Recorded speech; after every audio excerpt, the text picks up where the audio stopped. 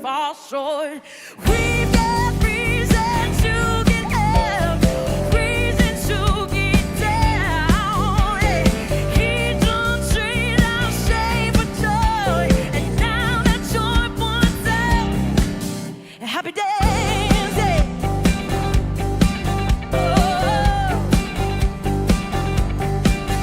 Happy days.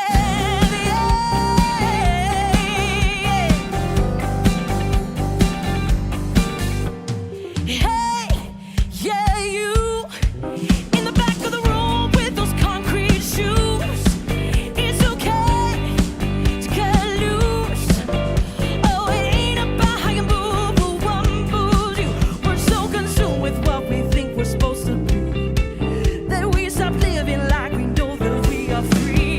Yeah, we've got reason to get up, reason to get down. He done treated us shame for joy, and now that joy points out. Happy days.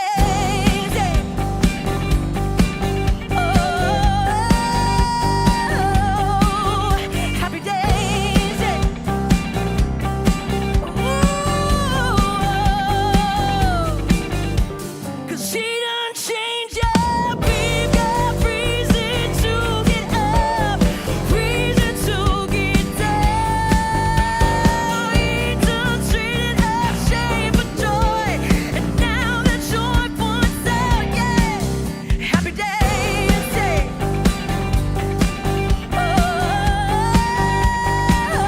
Oh, happy days.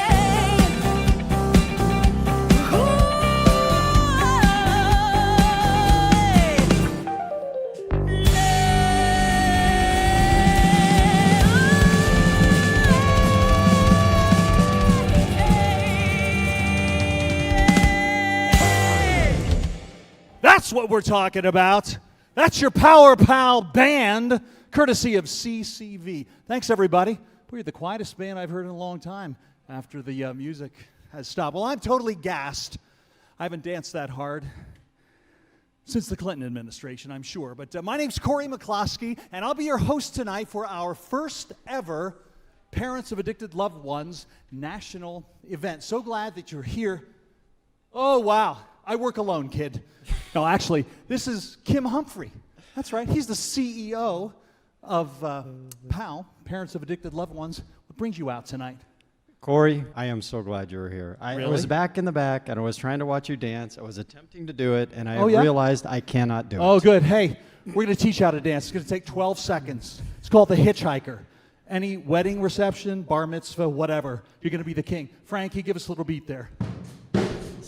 This is not It's simple. good. This is not Just good. use your two thumbs. You ready? Two thumbs. Here we go. 7, 8. And there you go. Yeah. Get your hips in.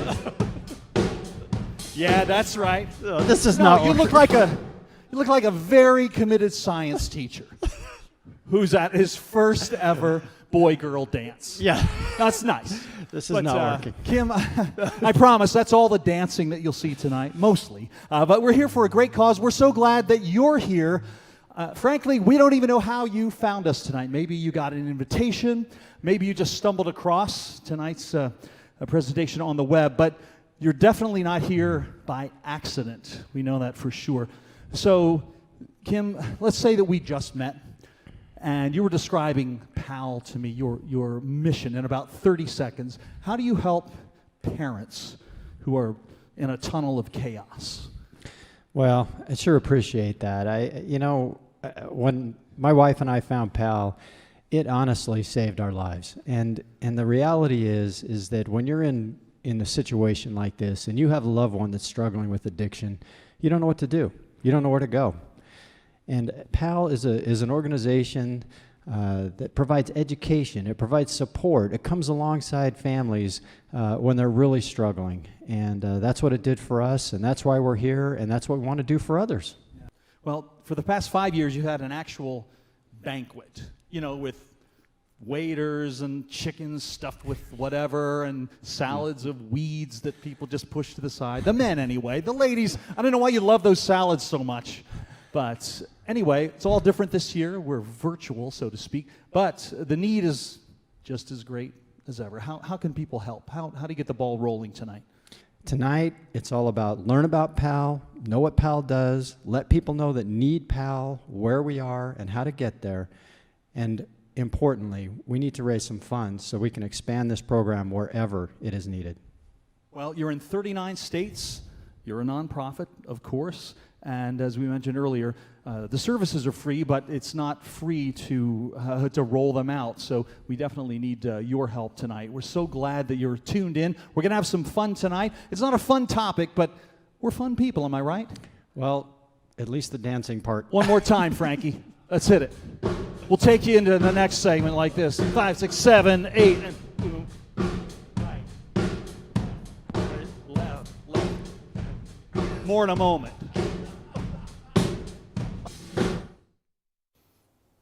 Hey, thanks, Kim. Now, let's get down to the real reason that we're here. You know, we're all just regular moms and dads and relatives and friends, but each of us has in some way been impacted by someone who has an addiction. Maybe it's not in your own family, maybe it's a friend of yours or a distant relative, or maybe it's in the room behind you right now. We don't know, but you do, and we're so glad that you're here. We're here to give you hope that really means something, hope that can change lives in your family and in your sphere, and especially help the person that you love the most, but help you too, because when you're strong, everybody else is going to benefit. And you know, the good thing about PAL is that when you're struggling the most, it gives you the power to connect. COVID-19 has changed the world as we know it. And unfortunately, there's a pandemic within the pandemic. We're going to be faced with the worst drug crisis in the history of the United States. Parents of addicted loved ones began 14 years ago when Mike Speakman, a licensed substance abuse counselor, saw the need to create a weekly meeting to support parents that were dealing with addicted sons and daughters. So what makes PAL different? The weekly meetings are always offered free of charge. There are structured lessons in our meetings, along with that ability to have that support and be surrounded by people who are going through the same experience as you are. The groups are led by trained facilitators. It's peer-to-peer. These are all parents who have dealt with this. Members are supported by people without judgment. We don't give advice. We only offer suggestions, and only if you want them. And so it's a safe place to go. We also offer online phone-in meetings for those that don't have a meeting near them or for any reason can't get to a meeting. PAL does not take the place of professional counseling, but it is based on evidence-based curriculum, and it is effective. My family benefited tremendously from this. When my wife and I found PAL, it was a lifesaver for us, and I believe it also saved our sons. The need for PAL and PAL services continues to grow. We want to be there when the need arises. We want to be able to offer meetings wherever people need them. The Power of PAL event is PAL's largest fundraising event of the year. This is truly what helps us provide those services at no cost. So we are so thankful that over the past 3 years, researchers from NAU, Northern Arizona University, have been conducting an evaluation of PAL.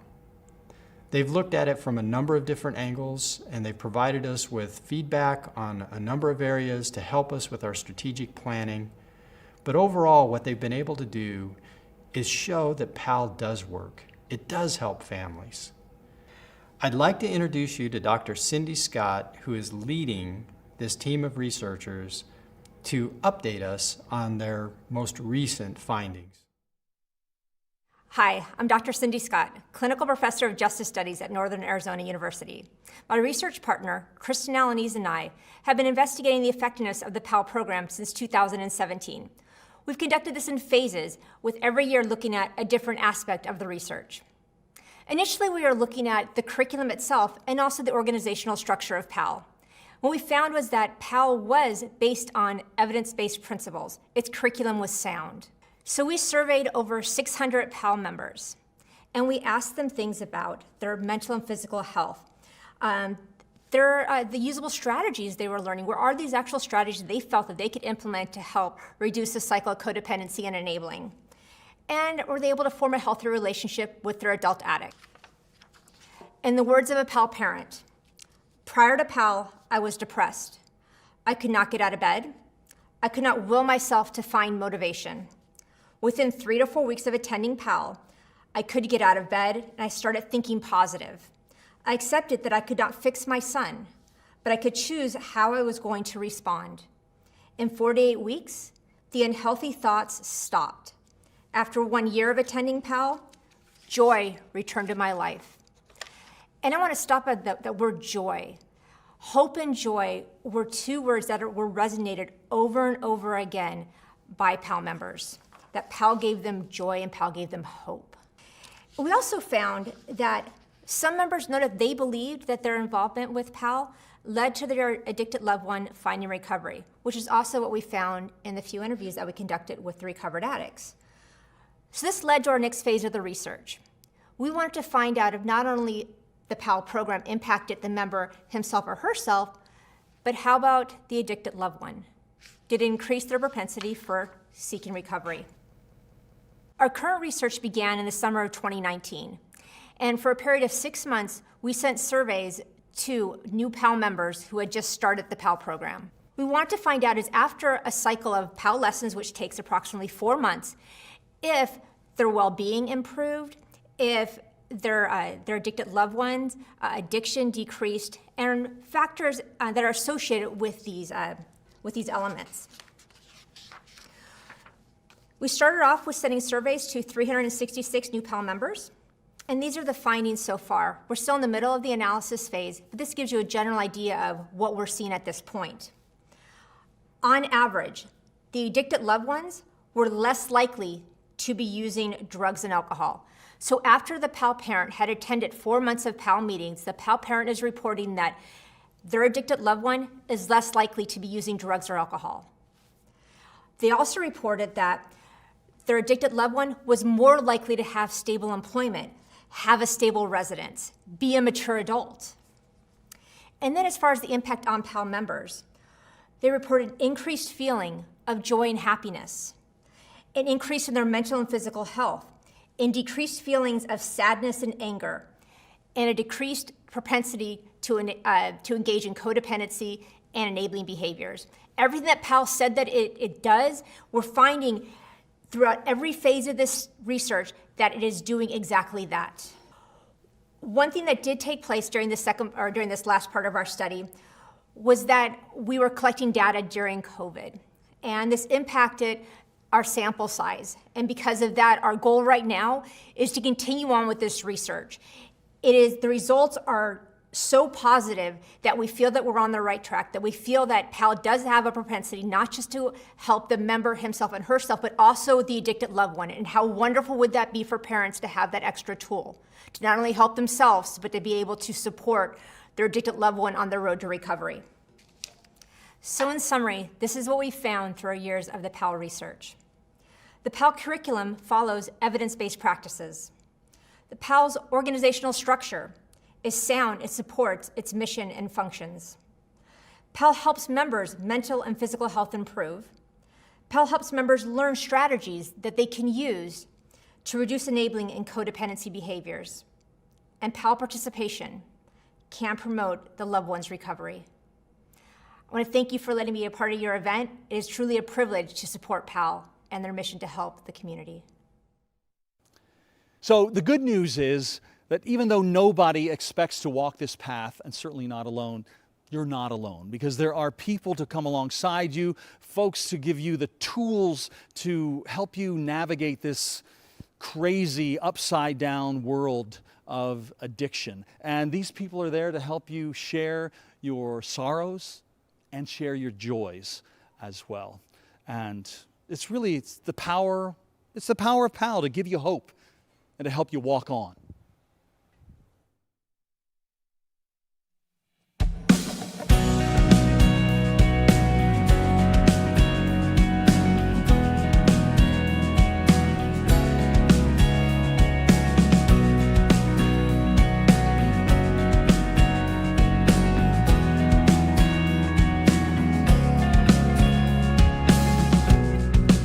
if the darkness is to keep us apart,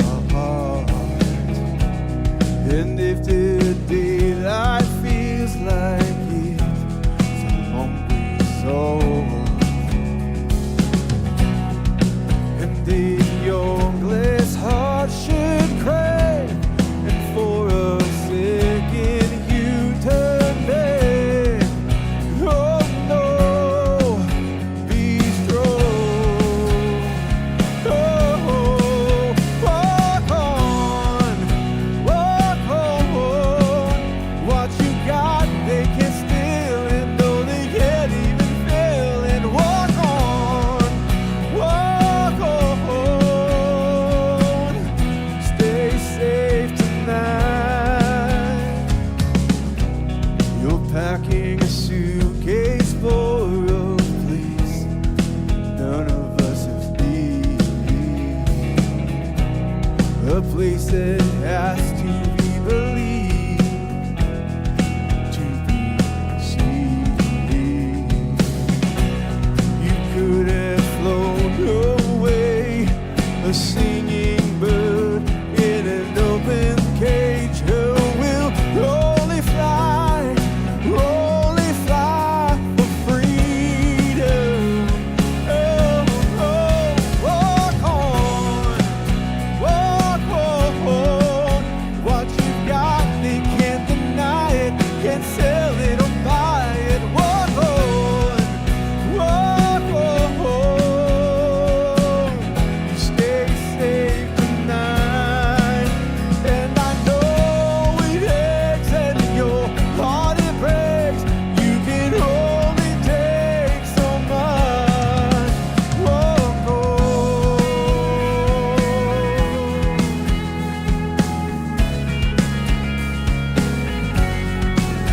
Walk on.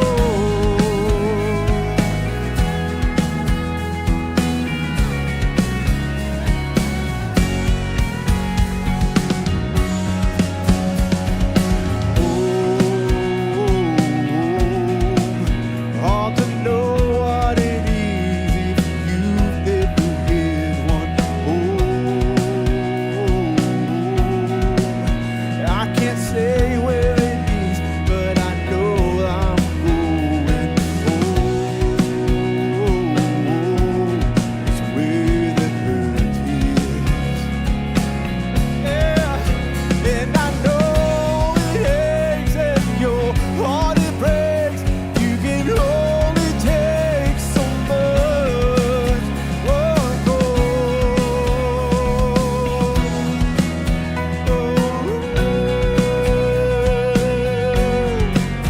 Walk on.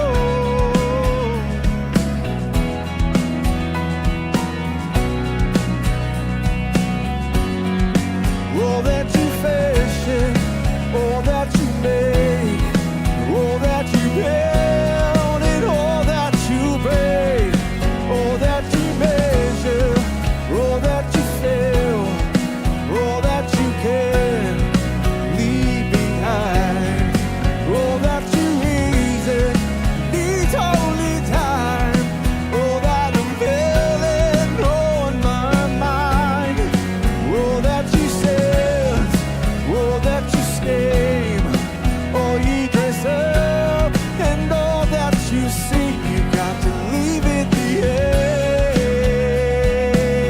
You got to leave it behind. You got to leave it behind. Leave it behind.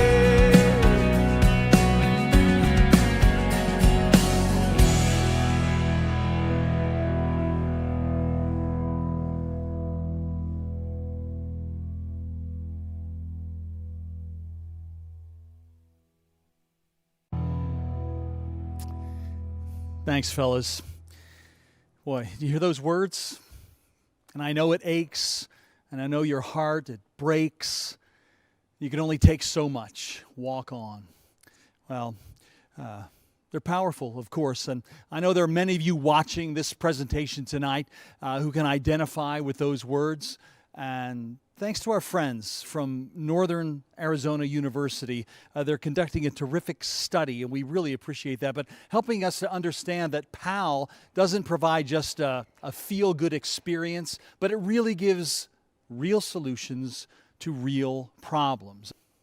And we want to be able to help people all across the country to deal with that kind of heartache. And tonight, we're raising funds to help let families know that there is hope and to start new PAL meetings in their own communities. You know, it's been a challenging year, of course, for nonprofits all across the country. Everyone from donors to grantors are wondering what the future is going to be like. And sadly, we know that the more challenging things get, the more people find themselves ensnared in drugs and alcohol and overdose, and the need really, truly is greater than ever. And I want to remind you to check out how we're progressing tonight. Check out the comments. You'll find all of the details there, of course, and think about how you might be called on to help. Well, of course, the money that we're collecting tonight is going to go a long way toward helping in a lot of ways. So first of all, for current groups through marketing and continuing education and so forth. Also in new group startup. If you'd like to start a new group, boy, do we need you, and your community needs you as well, and you need it too. So this is through outreach and marketing and startup costs. So getting new groups together, we need money for that as well. And we don't need to tell you how unusual 2020 has been. PAL was on a straight trajectory of growth. I mean, like a rocket. Since becoming a nonprofit just 5 years ago. And of course, this has sort of put the pinch on us. So we're certain PAL would have grown to be active in all 50 states by now, but we were slowed a bit. We'll get there. We're now in about 39 states, so we're on the right track. But sadly, this has taken its toll on our entire country and made things like PAL meetings more challenging right when we need the money the most. So the good news is that there are many groups back meeting in person. Others are still meeting via Zoom, and there are ways for you to get together with people who can help you walk this path as well. So thanks to good management, PAL has had enough reserves on hand to see them through some very tough times. And now, as the country is realizing that an addiction problem is actually blowing up underneath all the other pandemic problems that we're seeing, we need to be sure PAL is in a position to step in and meet the demands that we know are coming. So, and you know, we have great respect for parents who work up the courage to go to a PAL meeting for the first time. It's typically when you're at your very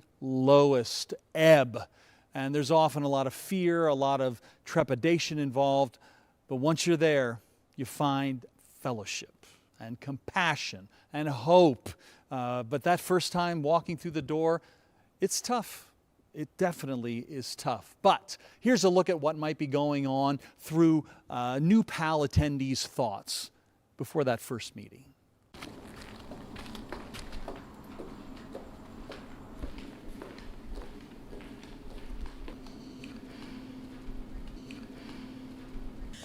Oh, come on. I can do this. I've heard PAL is a good organization and very helpful. How bad could it be? Well, it's about time. We've been listening to you tromping up and down out there forever. Well, don't just stand there. Come in, sit down, and be quiet. But you're going to be sharing third, so you need to know what it is you're going to say. We don't have all night to sit around waiting for you. Sorry. I have to go now. No. Forget this. Hello, everyone. I'm Tina, and this is my husband, Tony. We're coming to you from Kentucky, where Tony and I have facilitated PAL meetings since 2015. We hope that we would see all of you at our PAL Midwest event this year, but I think it goes without saying that pretty much everything has been put on hold for 2020. So we'd like to give a quick shout out to everyone who planned on coming to our event. Thank you for your patience, your understanding, and more importantly, thank you for your continued support of PAL. Tony and I have been blessed by PAL, and we cannot wait to bring the event back to the tri-state area. But tonight, we are so excited to be part of this national broadcast. We have seen firsthand so many people helped and lives changed by the power of PAL. And for that reason, it is our pleasure and our honor to introduce the next story. So if you don't have a loved one struggling with addiction, then chances are you know a family that does. Feeling hopeless can be something that happens to all of us, but it's not a good place to be, and our goal is to remind everyone that they are not alone. Please watch as this young man's story unfolds. I grew up with my three sisters and my mom. For the most part, we had a normal upbringing. My parents were divorced. My father was always there for us, very supportive. When I was around the age of 11, I started getting involved in drinking. I was terrified of drugs, terrified. My mom told me this story of how she smoked marijuana out of a soda pop can once, and her lungs caught on fire. She fell on the ground coughing and almost died. So I grew up thinking that marijuana killed my mom almost. So I'm at my sister's boyfriend's birthday party. Everyone's sitting around, everyone's smoking this marijuana that almost killed my mom, and nobody's dying after they smoke it. So I realized, well, okay, my mom lied to me. So is everything my mom telling me a lie? What else is out there? And, I started just basically snorting any pill I could get. The first time I used methamphetamines, I was about 12 years old. This progressed to where I started to get in trouble with the law. My first arrest was for trafficking stolen property, second-degree burglary. And I went to the juvenile detention system. And the key thing for me was I had experienced consequences my whole life growing up. At one point I was diagnosed ADHD through the school, psychiatrists and the doctors. And so it wasn't too uncommon for me to get in trouble or for them to call my mom. So this experience of going to the juvenile system and them calling my mom and going to court, it wasn't a big deal. The consequences just got a little bit more, and the consequences at home just weren't there. This continued on and on for a number of years until I was 16 years old. I was up for another probation violation, and I told the judge, it's absolutely worth it. I don't mind the consequences. I go to jail for 30, 60, 90 days. You put me through outpatient, you put me through all these programs, and the consequences are worth it.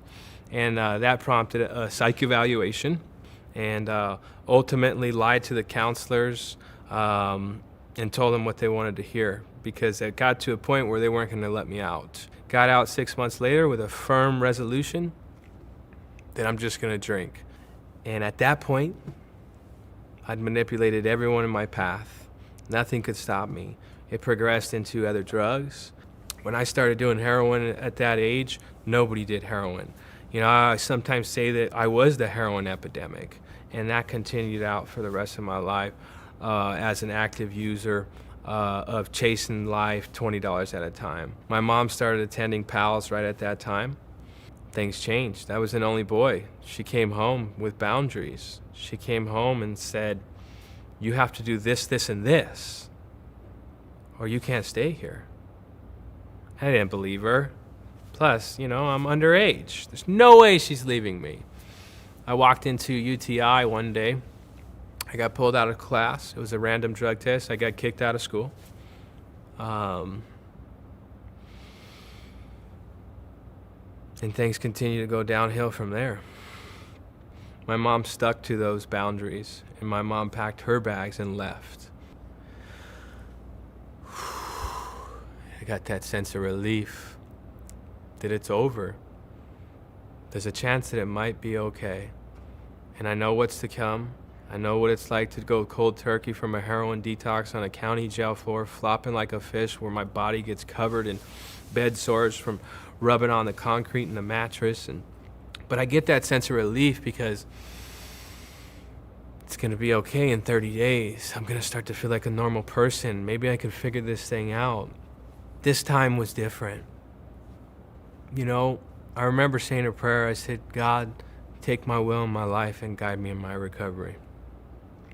I'd go to a meeting while I was incarcerated. I sought out a sponsor while I was incarcerated. Ultimately, I was sentenced to the Department of Corrections. And my journey started there through some gentlemen bringing meetings into me through H&I, hospitals and institutions. It was a volunteer position for that man, and I'm forever grateful for that. You know, he showed me that little bit of hope that you can do it too. When I was getting out of prison in 2010, I was 21 years old. I'd never had a job, didn't have a driver's license. Tried reaching out to family while I was incarcerated. As a matter of fact, after writing my dad several letters, he finally sent one back. And he says, I really hope you're having a horrible time. I hope you understand I can't see you or even talk to you on the phone when you get out. I love you. I look forward to the day we can be together and feel each other's love. But that day is dependent upon you. And I remember sitting in that prison cell just bawling my eyes out, a grown man, 21 years old. There's no hope. And I lined up a halfway house when I got out. And I went and lived in that halfway house. And I did what they expected me to do, what they asked of me to do as a resident. And slowly my life just started to turn around. You know, I got back in touch with my family who kept their boundaries. I know that when I had 2 years sober, I was still living in a halfway house. I didn't know how to live. I was terrified. It takes what it takes. Each individual, right? 2 years of living in a halfway house is nothing than 10 years of living in crime and on the streets. And I remember my dad came to this men's meeting. I was getting this chip for 2 years sober. And my dad never told me he was proud of me. He walked up to me, crying, and he said, I'm proud of you. And it was the second time in my life I'd seen him cry. The first time, when I failed a drug test and he said, you need to leave my house. With tears in his eyes, I rode down that street with tears in my eyes on that bike. The second, when I got 2 years sober and he said, I'm proud of you. I started to put my life back together. And as I continued to get that wreckage of my past out of the way, I was able to start a business. I started a little helping hand mobile auto care business out of my garage. And, you know, the passion was there. I had this gift. Life continued to get better. As I continued to put my life together, I had all my rights restored as a convicted felon. I was able to become a volunteer for the Arizona Department of Corrections. I went out to the Florence prison, the same prison I stayed in, consistently for months on end, and shared my story. You know, I was one of the first inmates going back in, and those guys would just get so attached to, if he can do it, I can do it. And I remember getting that ID badge, you know, that says volunteer for Arizona Department of Corrections, just being on the other side. It's unreal, you know. I mean, anything is possible at this point. I continued to bring the message into a halfway house in Sunny Slope for 8 years straight. I showed up every Wednesday, giving those men hope. And still to this day, I'm giving back.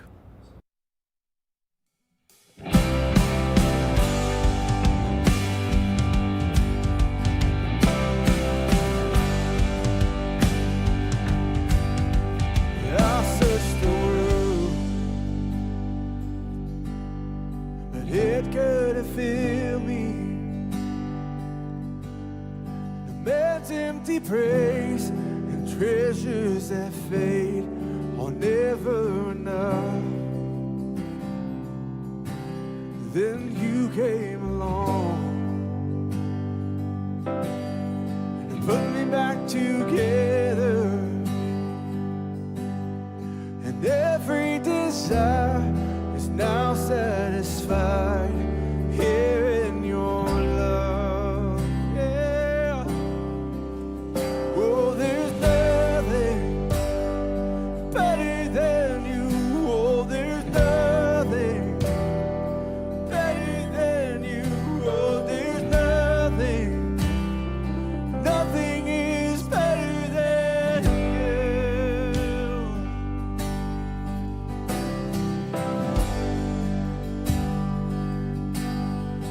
I'm not afraid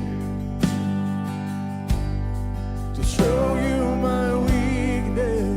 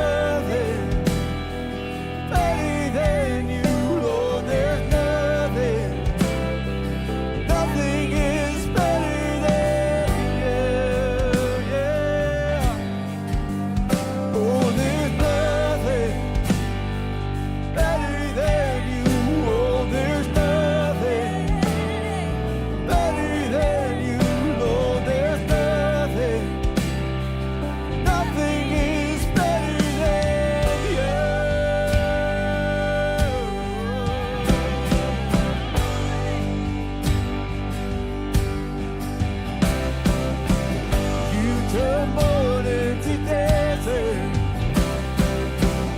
You give beautiful ashes. You turn shame into glory. You're the only one who can. You turn graves into gardens. You turn bones into warnings. You turn seas into highways. You're the only one who can. You're the only one who can. Oh, there's nothing better than you. Oh, there's nothing better than you. Oh, there's nothing. Nothing is better than you. There's nothing. Oh, there's nothing better than you. Oh, there's nothing better than you. Oh, there's nothing. Nothing is better than you. You turn graves into golden.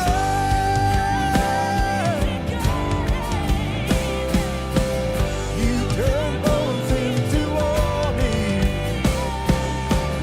You turn seas into highways. You're the only one who can. You're the only one who can. You're the only one who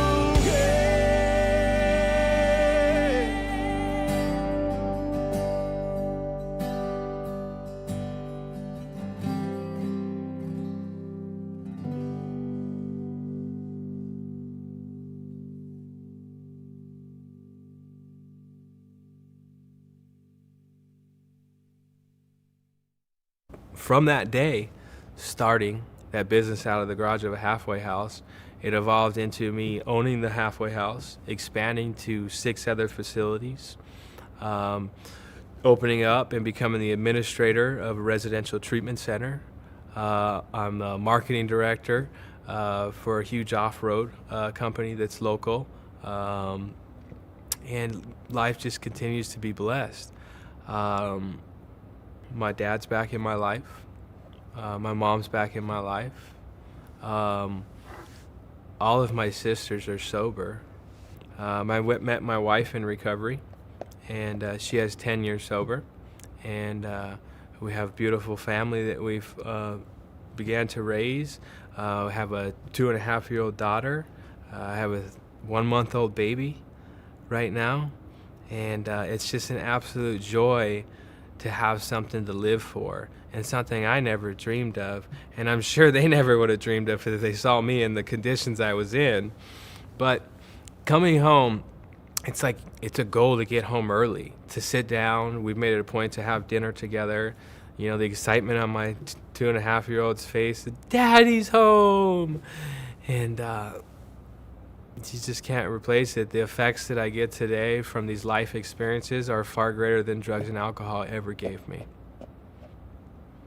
I'm thankful to PAL because of them taking my mom into their meetings, guiding her, showing them what works, sharing their experiences from the group on what doesn't work, and allowing her to allow me to grow up, to be the man that I was supposed to be. And if it wasn't for that intervention in my life at such a young age, I would have never got sober at 21 years old. And today, I can look at my dad, I can look at my mom and say, thank you. Thank you for everything you did for me. Thank you for allowing me to grow up. Thank you for not continuing to enable me. Thank you for not continuing to feed into my addiction. And there's no ill feeling whatsoever. It's the best thing they could have done for me. If somebody's out there looking for resources, PAL has such a vast knowledge on addiction, on what's happened in families around them. The website is full of leads. It's got a live number you can call in, talk to an individual, talk to a parent that's been through exactly what you're going through. I can tell you that PAL saved my life, and that my mom felt the same way that you guys feel, and that you're not alone. I can hope that you use my experience and feel confident in making those decisions and putting up those boundaries with your child, because that's what helps them get better. There is hope. PAL relies on the generosity of people just like yourself, who were just like my mom and my dad, who suffered from my addiction. We hope that you can find it in your heart to donate tonight so that we can help that many more.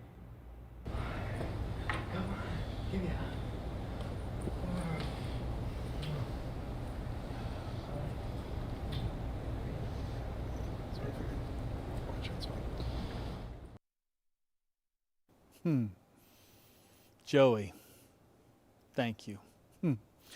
Well, chances are some part of Joey's story resonates with you. Maybe you identify with his parents and the insecurity of not knowing what to do when a beloved family son is hell-bent on destroying himself. Or maybe you understand Joey and how he got to be where he was. Or maybe you can see yourself as a sibling or some other family member. But now, the reassurance that there are steps you can take that may not only help your loved one toward recovery, but also give you your life back and a sense of peace, that confidence that you can do something positive, it's priceless. And that's what PAL does. It's given that sense of hope to thousands of families just like your struggling family. And the hope that Joey shared, that's it. That's the hope that PAL has the potential to share with all families. And no one starts out as a parent planning to walk down this terrible road through the darkness of addiction with their kids.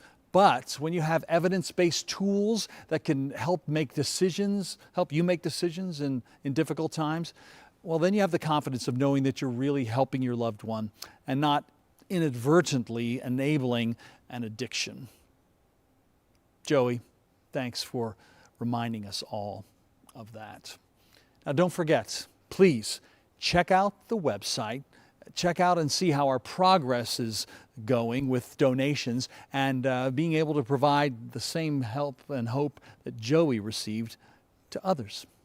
Well, speaking of learning, we're going to check in again with our friend Beth. And she's imagining, of course, all sorts of scenarios as she's gathering up the nerve to attend her first PAL meeting. Let's see what kind of games her mind is playing on her as she steps out in the power of faith.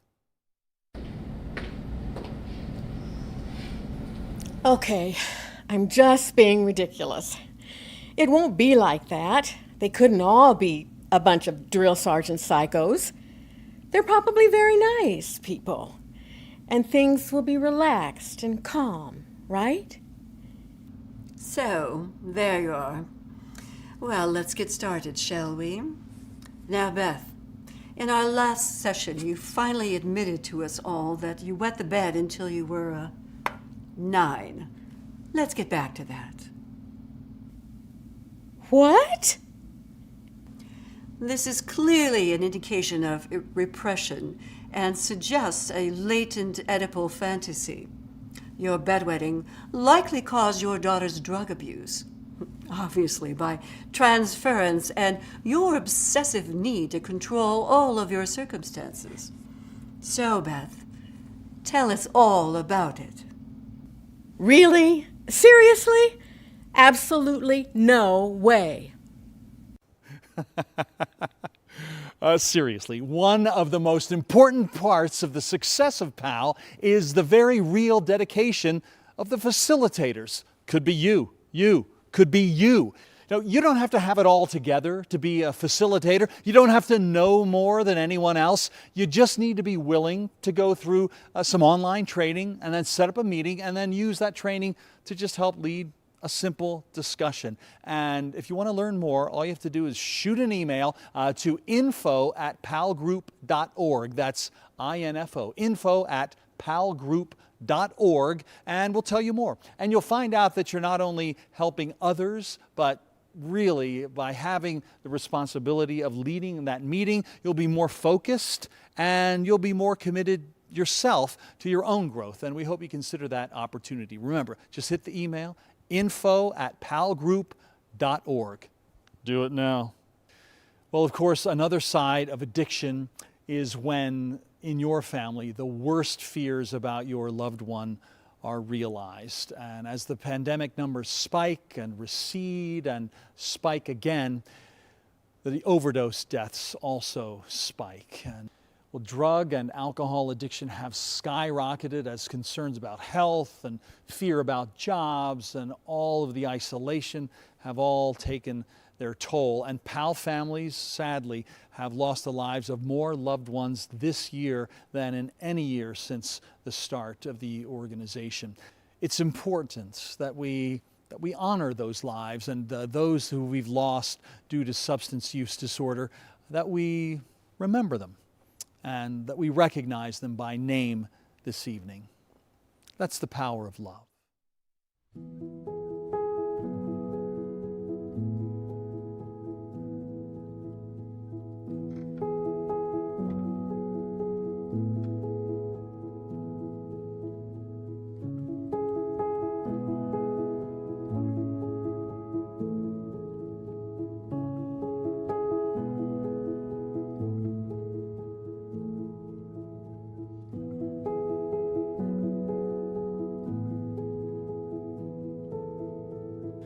Today, we stand in the face of insurmountable loss. All around us, our brothers and sisters struggle silently with the deadly disease of addiction.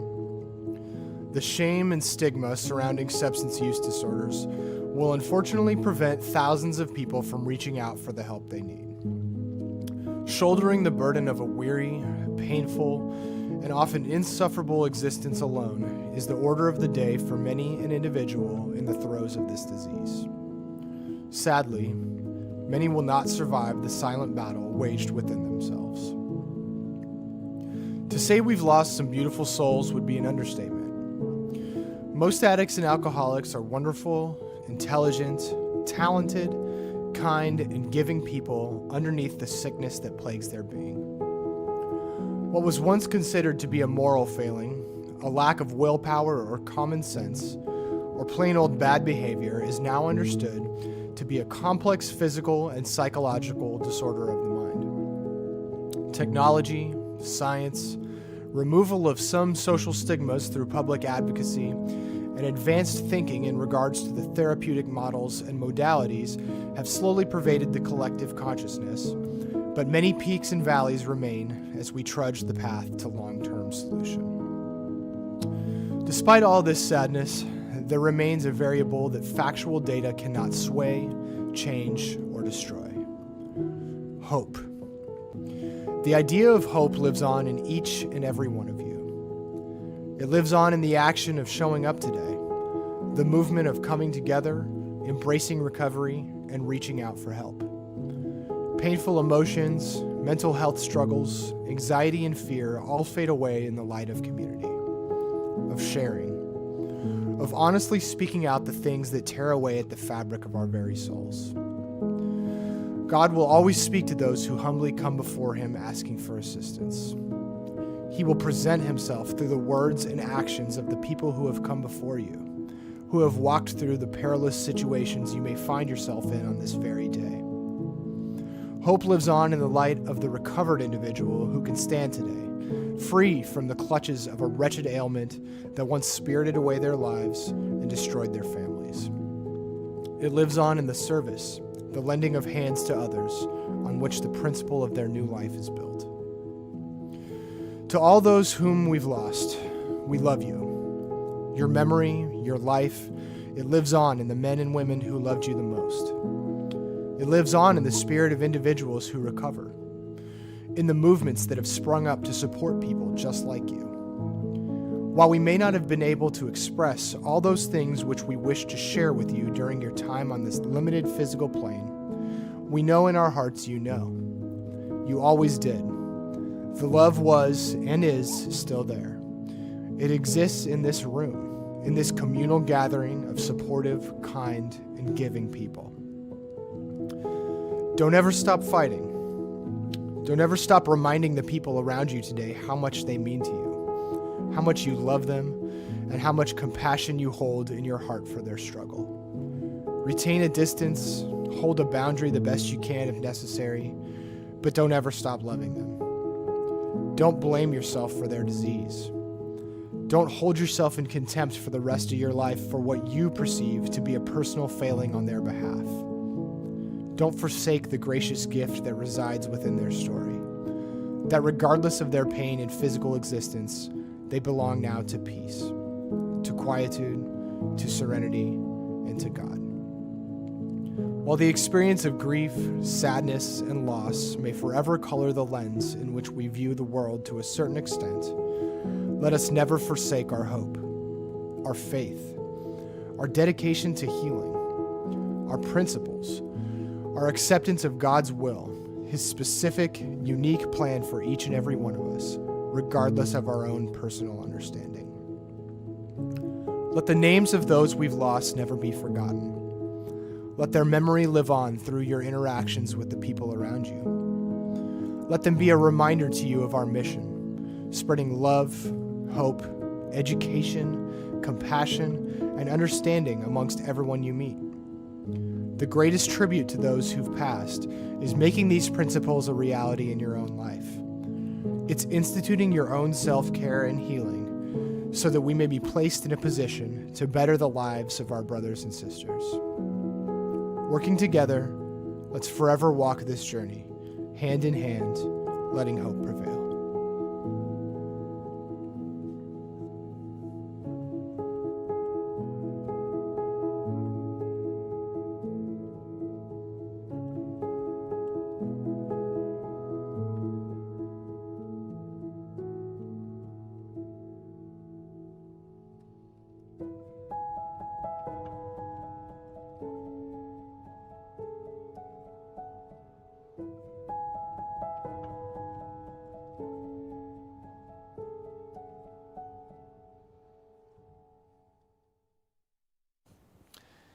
Indeed, there is power in that sense of community, and in the good times and in the heartbreak, being surrounded by those that you know and admire and who understand at the core the challenges and fears and the joy and the recovery, like Joey's story.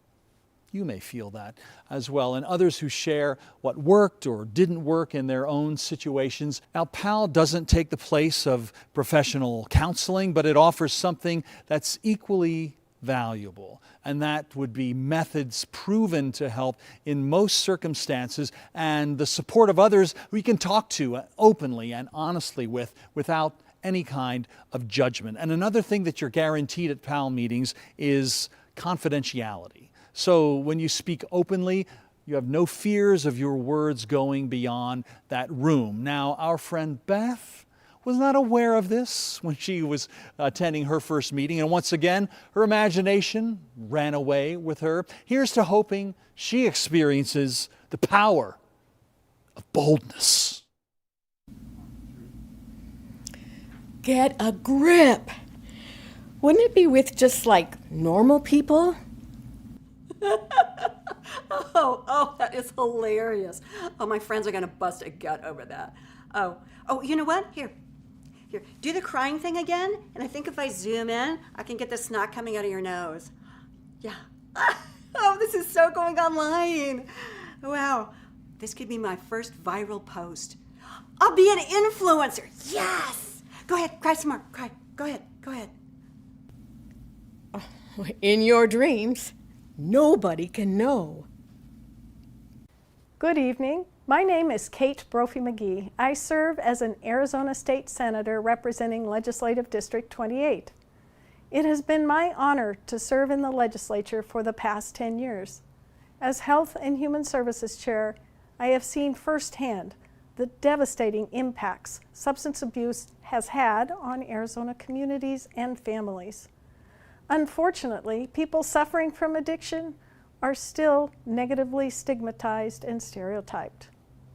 While I agree there should be consequences for bad acts, we must never forget that we are dealing with people who are very ill and who need our help and intervention. I have worked on this issue in the legislature for years, and I was blessed and privileged to meet Kim Humphrey and learn about his organization, Parents of Addicted Loved Ones, or PAL. I am so honored to be invited to the event this evening to introduce our keynote speaker, and as always, I look forward to PAL continuing to work needed miracles to support families and loved ones of those suffering from addiction.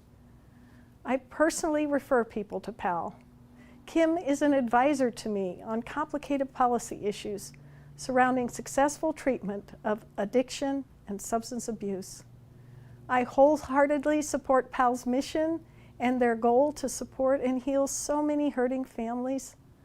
I hope and pray this national broadcast will provide the needed education and support to families everywhere that are so deeply being impacted by addiction. Now to introduce our keynote speaker, a man who has experienced inexpressible loss and pain, yet has turned these experiences into a true act of strength to help others locally. He inspires all who hear his story. Brendan McDonough was a member of the Granite Mountain Hotshots during the Yarnell Hill fire in 2013. The tragedy made national headlines, and Brendan, who was only 21 at the time, was thrown into a firestorm of his own. Hear about his inner struggles, how what he has learned can touch all of us. Ladies and gentlemen, it is my honor and privilege to introduce Brendan McDonough.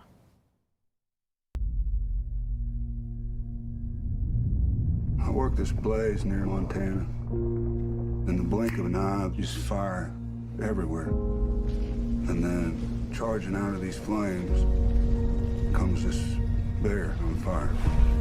It was the most beautiful and terrible thing I've ever seen.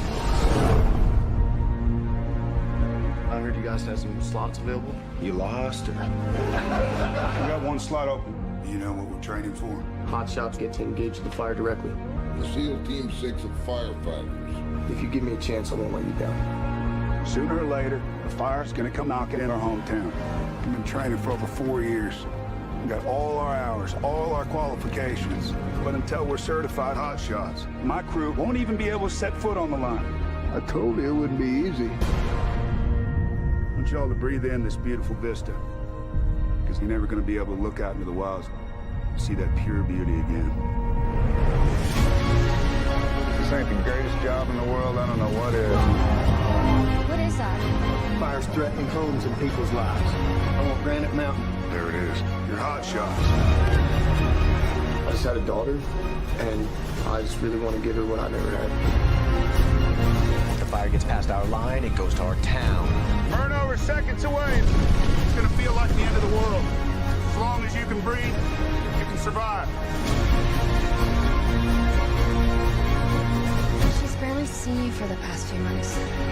I'm sorry. We're gonna take the fire head on and save our town. Come on! Y'all are heroes. No one could be prouder of his boys than I am of you guys.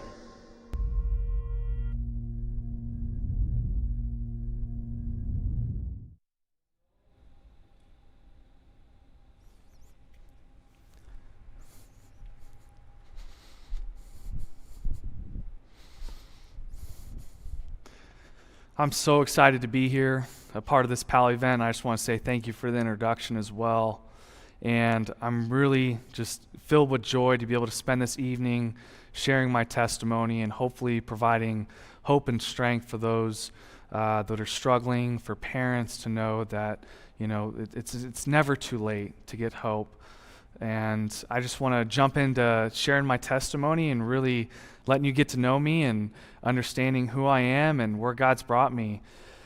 It started kind of in my youth, and I was a young kid living in Southern California, and my mom was a single mom. She had worked multiple jobs, and I kind of grew up going back and forth between my mom's house and my grandparents' house, so my childhood was really unstable and something that was difficult for me to wrap my head around, but I was so young that, playing kick the can and playing sports kind of kept me outside of that mindset. And it wasn't until I was about 12 years old that I'd been introduced to marijuana.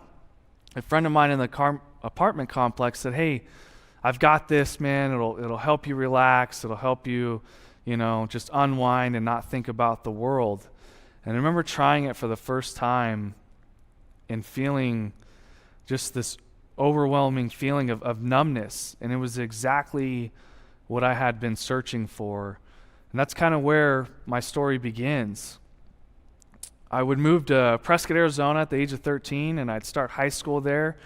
And I really wasn't good at sports, really wasn't good at school. And so I picked up drugs and alcohol.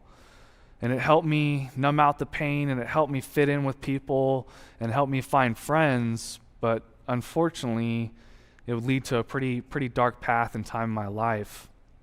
I would go on to somehow graduate high school, and my teachers were shocked. I remember my geometry teacher lived across the street from a friend of mine, and he was just like, "Brennan, how'd you do it?" And I said, "Just achieving average, that's it. Just enough to get by." But I wanted to be a firefighter, and so I remember my first semester in college was the fire academy, and it was something that was really exciting. I was 17, and I was the youngest in the class, and I thought to myself, I'm going to be the youngest fireman to ever get hired in the city of Prescott.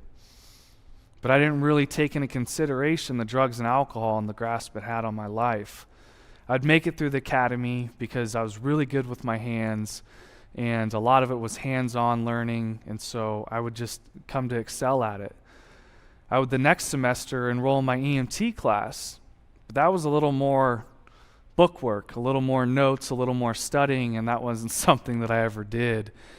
And within 2 months, I would flunk out, and I would find myself in a place of depression that continued to fill my drug abuse, and I would kind of graduate on to heavier drugs, heroin, meth, speed, ecstasy, cocaine, and continual use of prescription pills, and really just in a dark place. That summer of 2010, I would find out that my daughter's mom was pregnant, and I was lost. I was completely lost and broken. I would try and get my life together, but I couldn't seem to kick this habit. I couldn't seem to get away from the drugs and alcohol. That Christmas, I would be arrested. I spent a handful of days in jail until I seen the judge and was given a second chance at life. He had seen that I'd been to the academy, tried enrolling in my EMT class, and he said, "Son, I don't want to see you in here again, and if I do, it's not going to look good for you." And I remember thinking to myself, I've got to get it together. And so when I was released, I re-enrolled in my EMT class again, and I hit the ground running. Even though I was a felon, I knew I needed to do something. Even if I had to take this class twice, 3 times, 4 times, even if it took 7 years for this felon to get off my record, I had to do it. I had to fulfill this childhood dream, and I needed to be a father. What I wouldn't know is that when I started hanging around old friends, familiar places, that drugs would fall right back into my life. March of 2011, my daughter would be born, and I wouldn't even have the courage after she was born to stay the night in the hospital. I knew every time I looked at her face that I was letting her down by the choices I made in my life, and the shame and guilt drove me to take off for the next 2 weeks. I would honestly say I don't remember much of those 2 weeks. I ended up selling my car. I ended up being broke. I ended up lost and in a place of despair and depression. And I knew I needed to try and do something different. So I got back in that EMT class, and I overheard some guys talking about a hiring on a hotshot crew, and I thought to myself, I could do that. And so I walked in that next morning for an interview, and we sat down, and at that moment I'd be given a second chance at life, maybe a third or fourth. I've been given many of them. And he said, if you can keep up, you've got a job. I remember thinking to myself, just such excitement and joy about fulfilling this childhood dream, but then instantly remembering, I'm addicted to drugs. I can't quit using them. Am I even going to pass a test? I would show up that Monday morning, and we would go on our first run. It was a 10K run, 7.1 miles, I believe, and I hadn't ran in years. Since high school wrestling, I hadn't ran. I hadn't done anything close to it. I remember thinking to myself, just don't stop running, Brennan. You have to do this for your daughter. You've got to muster up the strength and courage to do something different. And I'd be about halfway through that run, and the superintendent of the crew would catch me on that run. And he started running with me.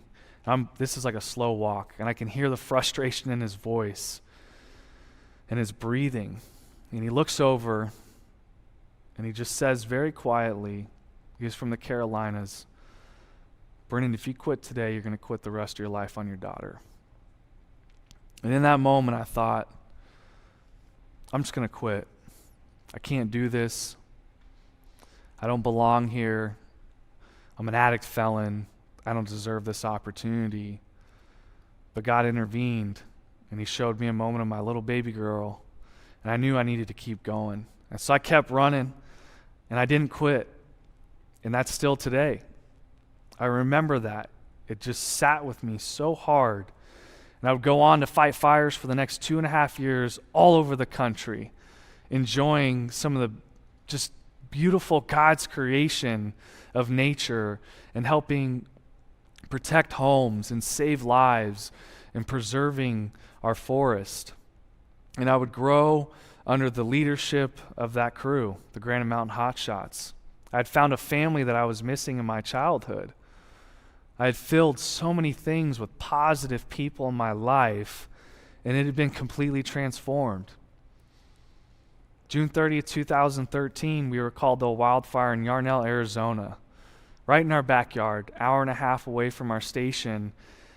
And it was relatively small. You know, we'd been on fires 200,000, 400,000, 500,000 acres, and this was just a few thousand acres, but there was a community that was potentially threatened. And so we got called down there, and we start getting ready to fight this fire. We get our briefing, we're getting hiked in, and I remember thinking to myself, it's hot. It's hot out today. That day I would be asked to be the lookout, to watch the fire, to watch the radio, and to relay any information to my crew that might be pertinent. And as the day went on, this fire just continually progressed north and continuing away from us and, you know, continued away from the homes. But during that afternoon, there was a weather event that came in over the radio, and it said it was going to turn this fire around, and it was going to bring winds up to 50 to 60 miles an hour. Winds like that, if you lean into, could hold you up. And I hadn't seen winds like that on a fire before. And so I relay that information to my superintendent and captain. They say, hey, Brennan, you know, I think it's about time for you to get out of there. And so as I'm hiking my way out on the road to move the vehicles, my crew's further in the mountain and closer to the fire, this fire starts turning, and I almost got cut off. But thankfully, a superintendent from another hotshot crew we'd been working with had pulled up on a UTV and said, jump in. And so I'd jump in, we'd move the vehicles, and at that point in time, we started losing homes. This fire had completely turned around, and it's something we never want to deal with, and it's something we don't want to accept because that's what we're out there to do, you know, to save lives, protect property, and preserve the forest. As we'd start losing homes, my crew would start to try and make their way back to the city to help us to see if we couldn't put in a last-ditch effort to save some of these homes. And I remember during this whole process just kind of wondering where they're at, thinking, but not wanting to spend too much time dwelling because they've got so much experience. You know, there's so many men on that crew that had years and decades of experience fighting fires that I just needed to stay focused on the task at hand. Within a few minutes, I would hear over the radio that my crew was deploying their fire shelters. My stomach would sink, and the fear started to sit in, but I knew that they were going to rely on their training. This fire would continue to burn through the town. My brothers were trapped, and we couldn't get radio communication with them. We couldn't hear from them. And we're trying to get in through the city, and we've got nothing. So they put up a helicopter with a paramedic, and they're flying around, and they finally find them. And you hear the paramedics say, we're about to touch down. And a few minutes shortly after that, he comes over the radio and he says, I've got 19 confirmed. And I remember thinking to myself, I'm running all this through my head. I said, I've got a roster. I've told you who's there, what tools they have, and what they're doing. And it hit me in a split second. And my brothers had perished, that they were gone, that I would never get to see them again, that I would never have an opportunity to learn from them, that the moments that I had shared, some of the greatest moments of my life, I couldn't have again. That's the way I felt.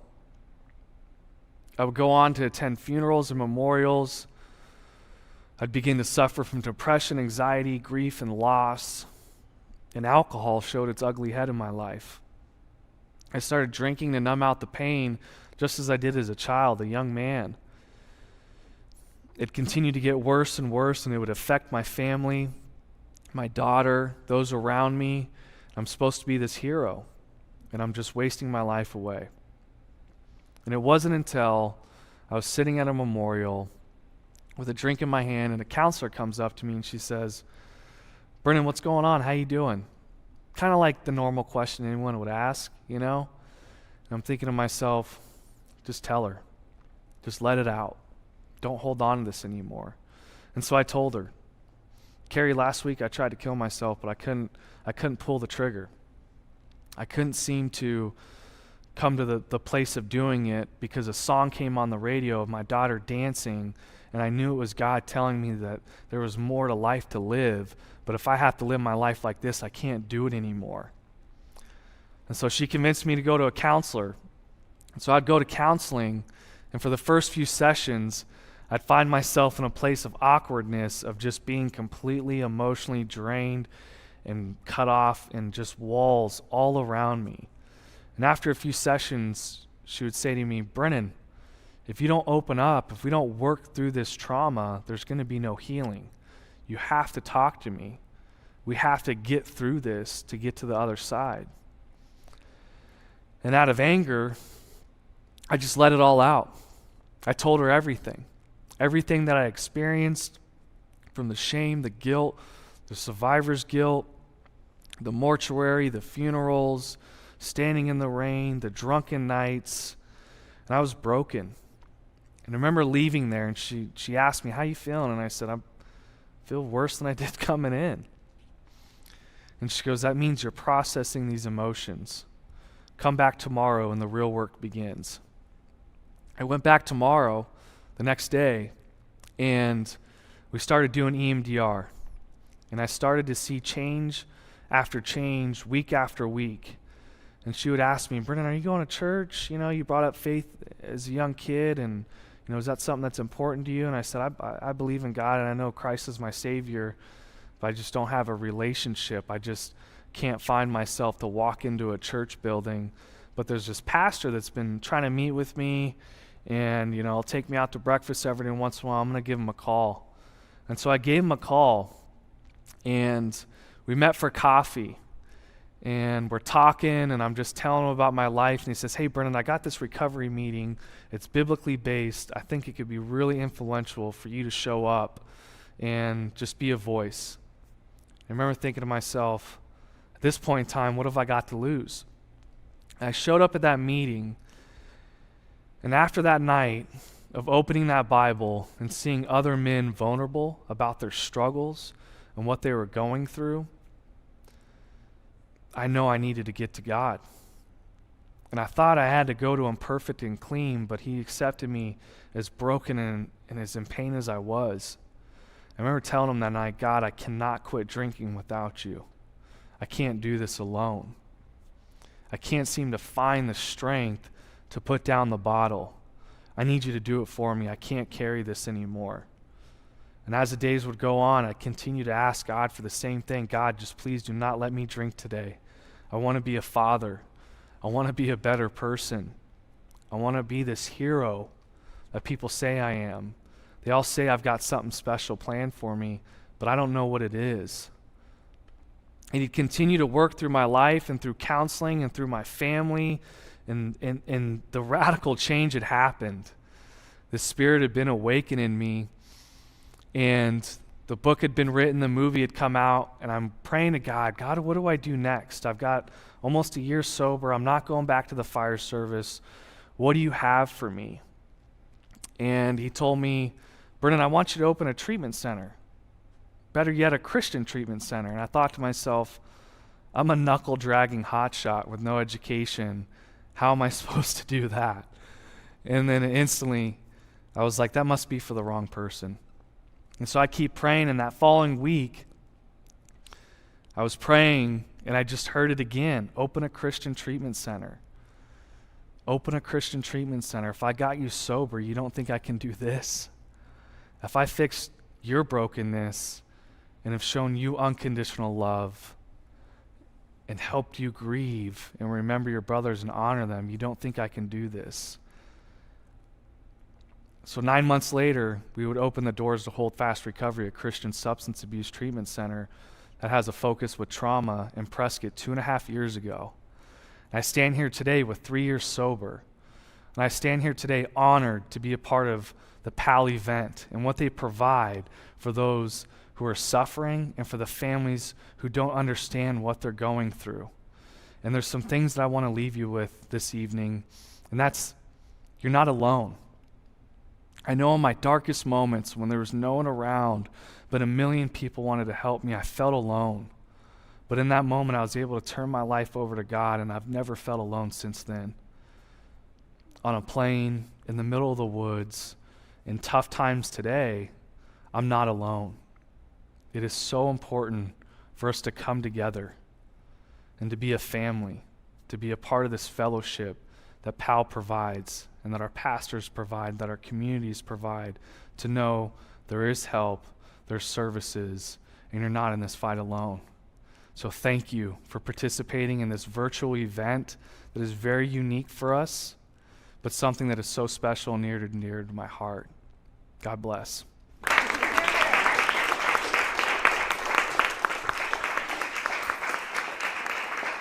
Wow. What an amazing story. And that's what we're here for tonight, to change lives and to save lives. Thank you so much, Brendan, for telling your story and for the difference that you're making in the world. So, you can help. It's easy to do. So please consider helping PAL tonight and donating by clicking on Donate right now. Give it a click. You know, I think we ought to check in on Beth one final time as she faces the unknown and illustrates the power of courage. Okay, I'm just being silly. I need to stop wondering what it will be like. They have to be confidential. I just need to give it another try. Okay, here goes. Hi, are you new? Yeah. Actually, I'm very nervous about being here. Oh. To be honest, I've come a couple times, and this is the first time I've had the courage to come in. Am I the only one? There'll be some other ones coming later on. And really, don't be nervous at all. I'm really glad you're here. Okay. Well, do I need to do anything or sign something? I really don't know how this works. No, there's some information we need, but we can take care of that later. Tell you what, since the others aren't here yet, why don't I have you just audition right now, okay? What? I'll need you to sing this and... You've got to be kidding.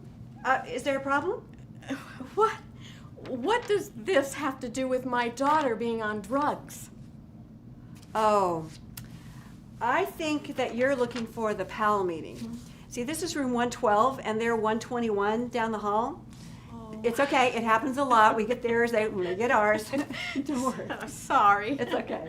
Thank you. Oh, you're welcome. And good luck, okay? What is this? Oh, choir practice. Bye. See, Beth? Wasn't so bad. It's all going to be okay. Now, we've learned about the problem.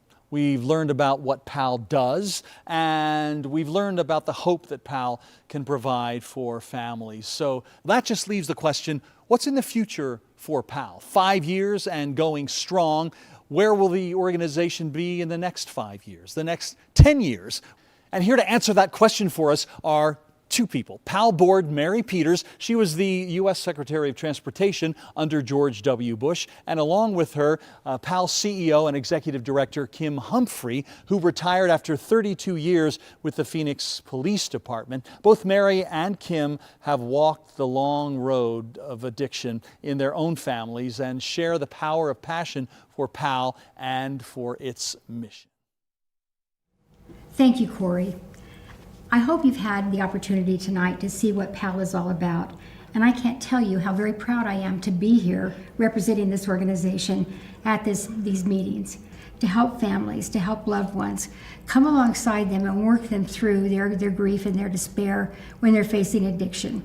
And I can tell you I personally have dealt with addiction of a close family member, and in fact have 4 little girls that are living with me now because of that, because the parents haven't been able to beat their addiction back and get the children back with them.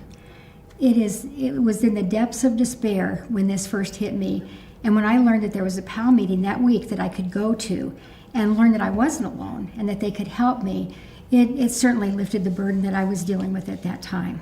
So I know the power of PAL and what it can do.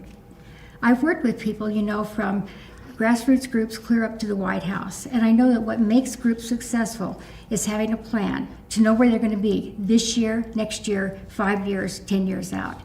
And we have that plan with PAL. In fact, we've identified 5 goals that we want to work toward in making sure that we're able to bring PAL alongside everyone who needs it.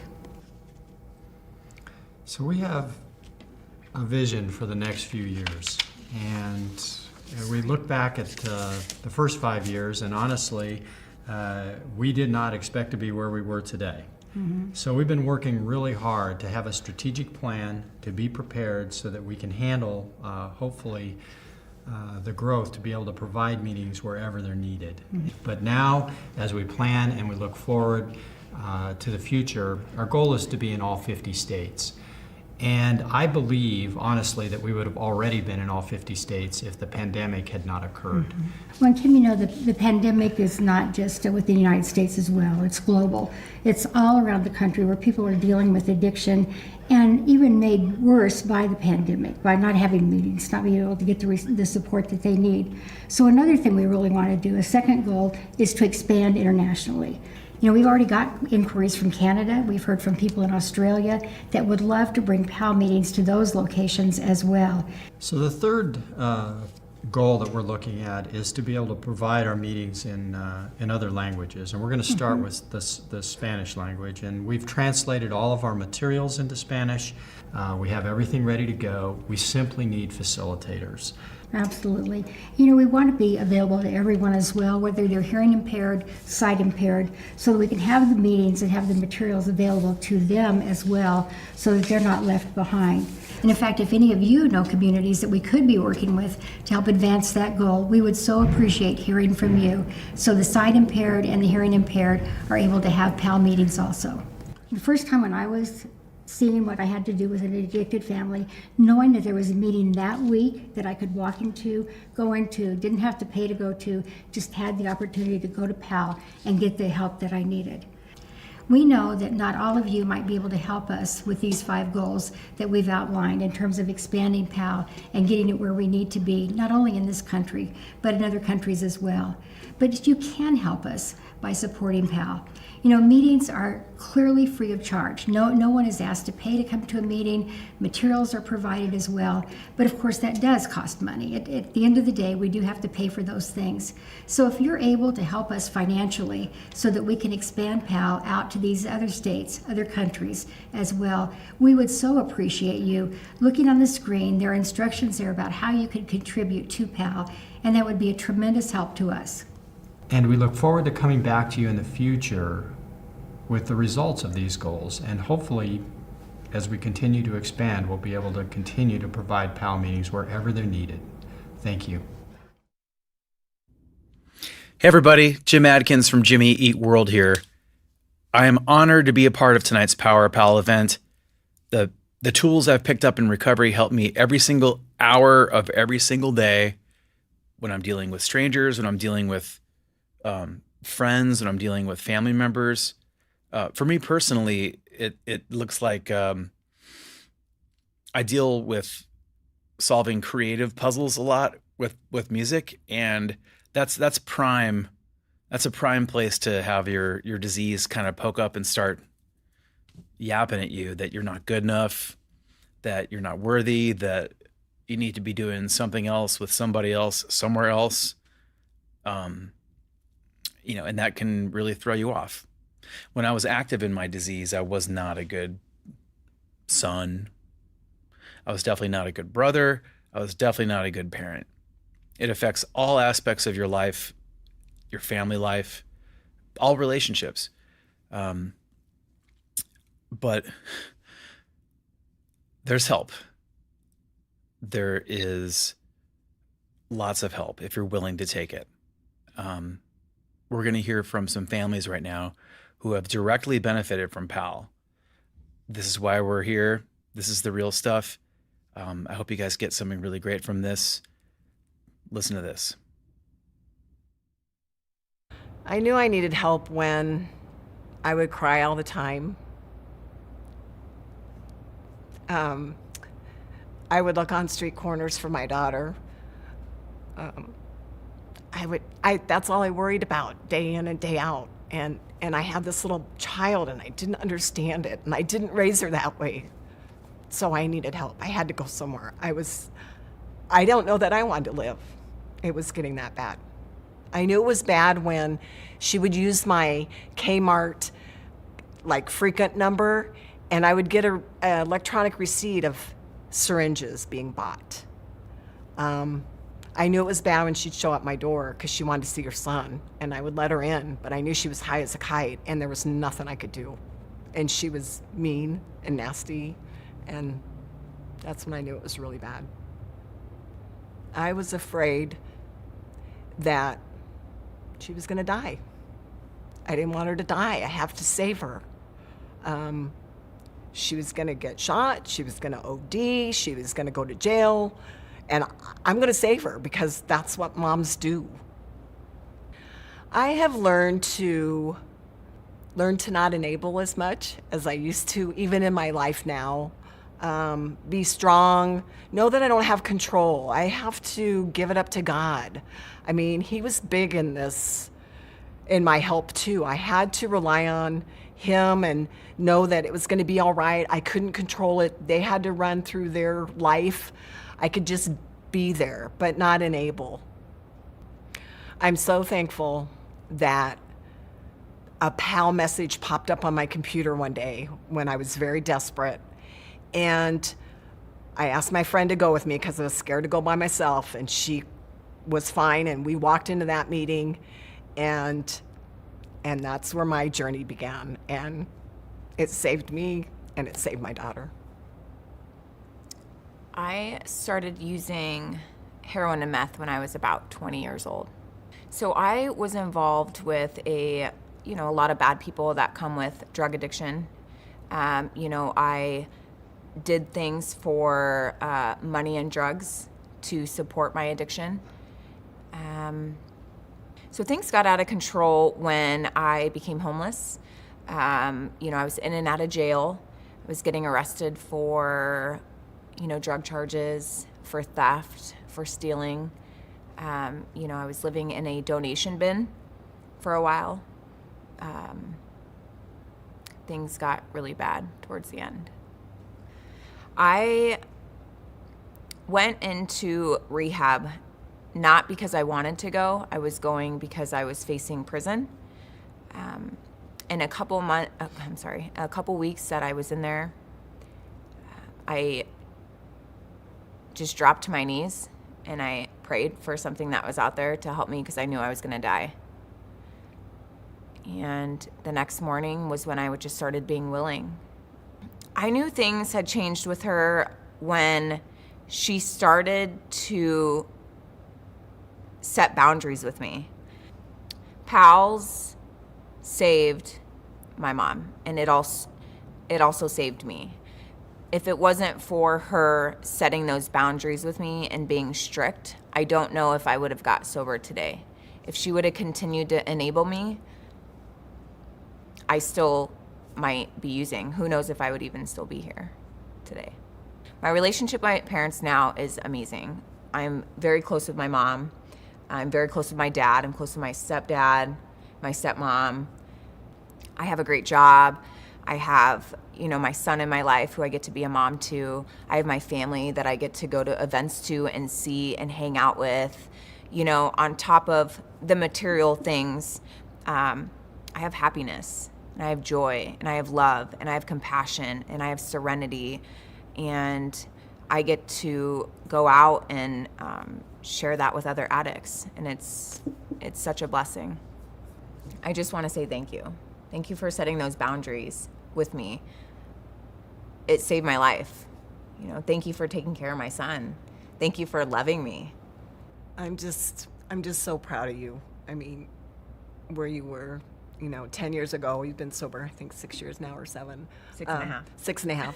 6.5. But I'm just really proud of you. You have come so far with just life, and you are happy, and you have a great job, and your son, and us, and I can be your friend again, and I'm just very proud of you. I learned from you. I learned some of the stuff you learn through your steps. Helps me, helps people in life, and what you're doing in this world right now is incredible, and I'm very, very proud of you.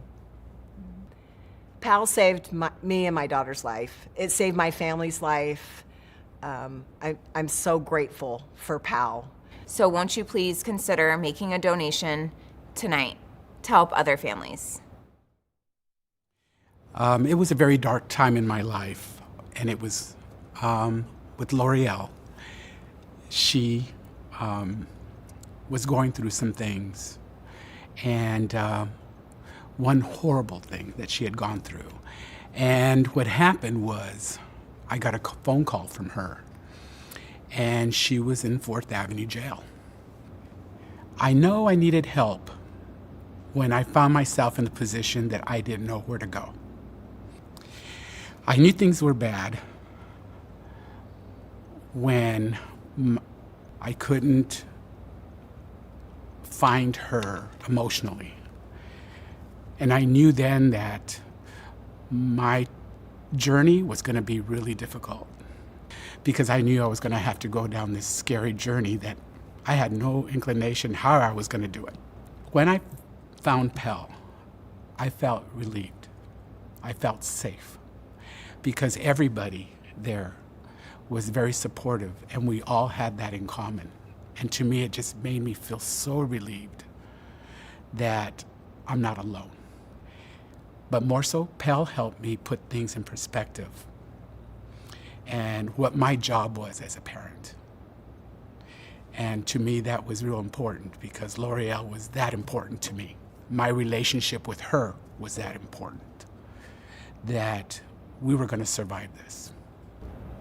I got started using when I was about 12, going on 13. I smoked weed for the first time with my siblings. They introduced me to it. And then going into high school, I started drinking a lot more often and experimenting there with alcohol.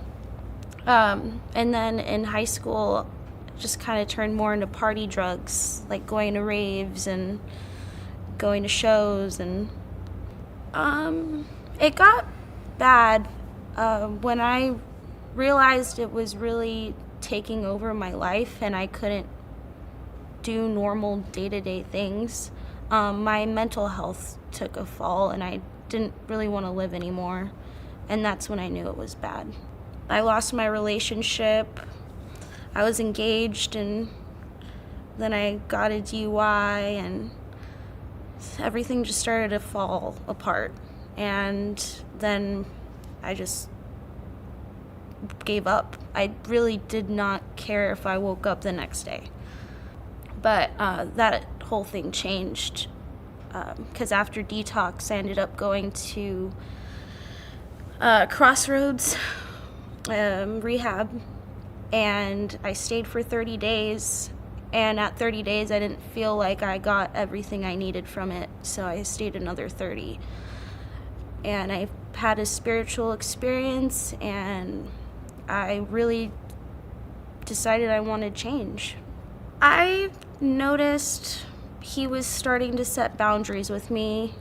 I knew that Pal was helping him because he didn't know, like, he was emotionally just all over the place. He finally was able to, you know, recognize his feelings and like how to help me. My life now is a lot better than I thought it was. Like, I didn't think any of this was possible. Today's actually 6 months. 6 months sober. I don't feel judged. I feel understood.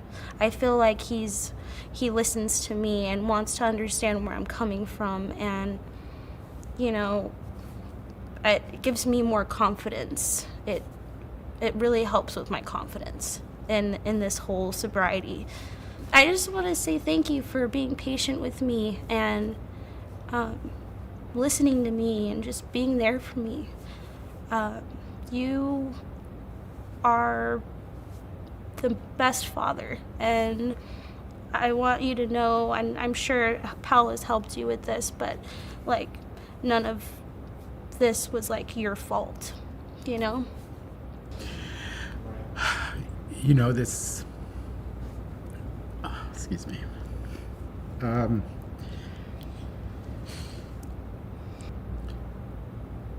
But I just want you to know that I love you so much, and I'm so proud of you.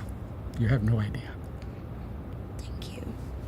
Pal worked for us. Would you consider donating and helping other families? Thank you.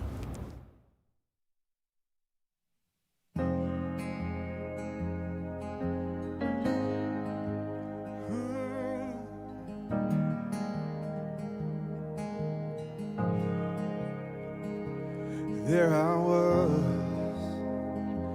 empty-handed, crying out from the pit of my despair. And there you were, in the shadows, holding out your hand. You met me there. Where would I be without you? Where would I be, Jesus? You were the voice in the desert, calling me out in the dead of night, fighting my battles for me. You are my rescue story, lifted me up from the ashes, carried my soul from death to life, bringing me from glory to glory. You are my rescue story. You are my rescue story. You are.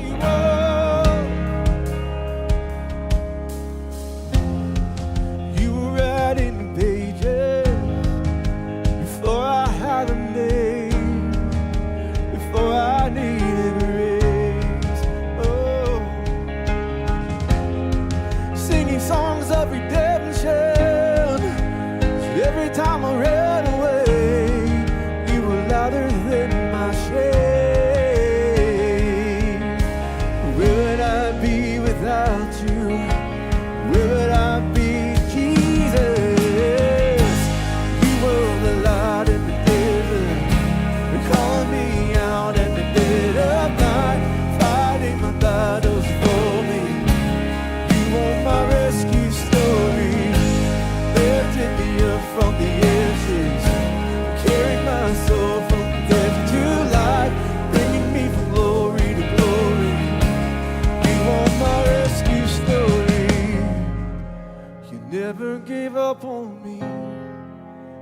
never gave up on me. You were my testimony. You never gave up on me. You never gave up on me. You were my testimony. Yeah. You never gave up on me. You never gave up on me. This is my testimony. Yeah. You were the voice in the desert, calling me out in the dead of night, fighting my battles for me. You are my rescue story. Lifted me up from the ashes, carried my soul from death to life, bringing me from glory to glory. You are my rescue story. You are, you are my rescue story. You are, you are my rescue story.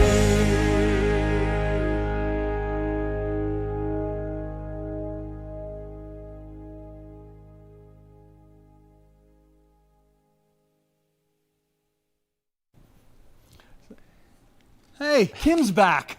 I've been doing all the heavy lifting. Thank you so much, Cory. This has been an amazing evening. You know, we are so appreciative of everyone's participation tonight.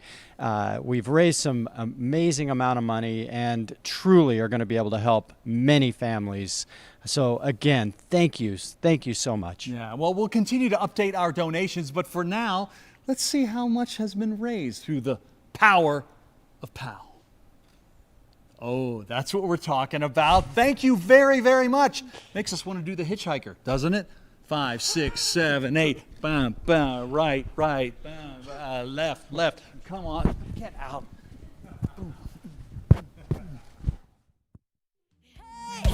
Yeah, you in the back of the room with those concrete shoes. It's okay to get loose. Oh, it ain't about how you move or what moves you. We're so consumed with what we think we're supposed to be that we stop living like we know that we are free. Yeah, we've got reason to get up, reason to get down. Yeah. He done treated us shame for joy, and now that you're one day, happy days. Yeah. Oh, happy days. Yeah. Ooh, 'cause she done changed up. We've got reason to get up, reason to get down. He done treated us shame for joy, and now that joy points out, yeah, happy days. Yeah. Oh, happy days.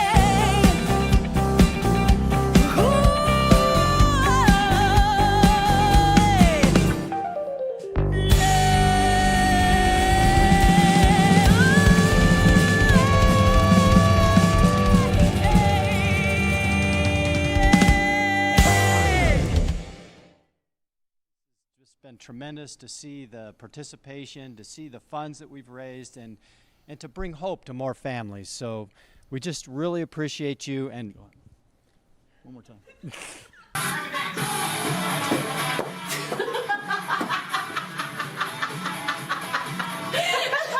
it was designed to help parents navigate and understand the world of new.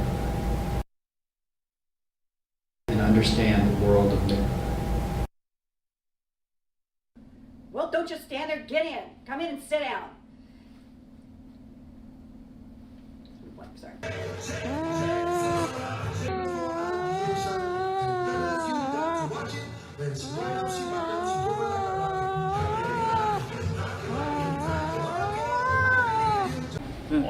Left, right, right. Come on, left, right, left. Look, we're never going to get on tour like this. Get out of here. Please do not be nervous. I'm really glad you're here. Oh, do I need to do it? Sorry.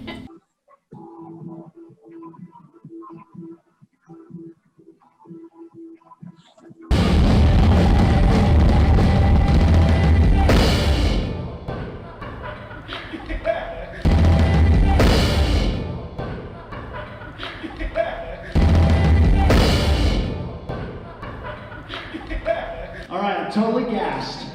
That's all I've got in the tank.